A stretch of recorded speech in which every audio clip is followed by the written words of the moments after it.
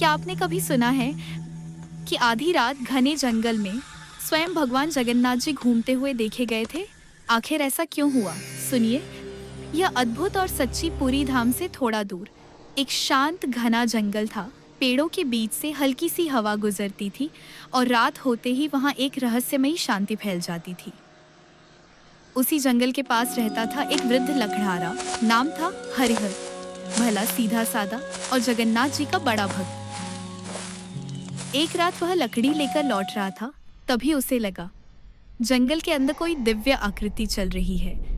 हल्की चमक, आहट बिल्कुल वैसी जैसी मंदिर में भगवान के नूपुरों की होती है।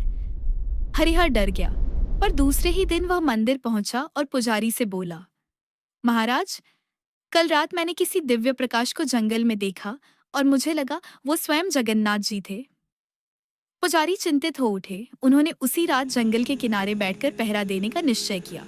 घड़ियों की टन टन के साथ आधी रात होने लगी और तभी जंगल के बीच से एक तेज सुनहरी रोशनी उठी। धूप जैसी गर्म, चांद जैसी शीतल, और उस रोशनी में स्वयं जगन्नाथ जी की दिव्य छाया दिखाई दी।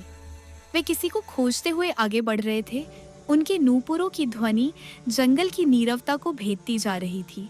उसी समय पास की एक टूटी झोपड़ी से हल्की कराह सुनाई दी। वहां पड़ी थी एक अंधी बूढ़ी माँ गंगामयी, 2 दिनों से भूखी प्यासी, बिना सहारे, अकेली।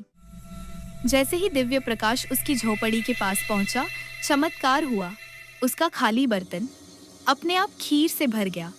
दिया बिना बाती सिंदूरी के जल उठा और गंगामयी ने मुस्कुराते हुए कहा, तुम आ गए ना कृष्णा, मैंने तुम्हें आहट से ही पहचान लिया। पुजारी ये सब देखकर स्तब्ध रह गए। जब वे सुबह मंदिर लौटे तो उन्होंने देखा जगन्नाथ जी के चरणों से वही नूपुर गायब थे जो रात गंगामयी की झोपड़ी में बज रहे थे। सब समझ गए कि जहाँ कोई भक्त तड़प कर पुकारता है, वहाँ भगवान स्वयं चलकर पहुँचते हैं। कभी नूपुर बनकर, कभी रोशनी बनकर और कभी से माँ के आंसुओं को पोंछने वाली शांति बनकर। यह कथा हमें याद दिलाती है कि भक्ति में जितनी सच्चाई होती है, उतनी ही जल्दी भगवान को अपने पास खींच लेती है। जगन्नाथ जी की कृपा हमेशा आप पर बनी रहे।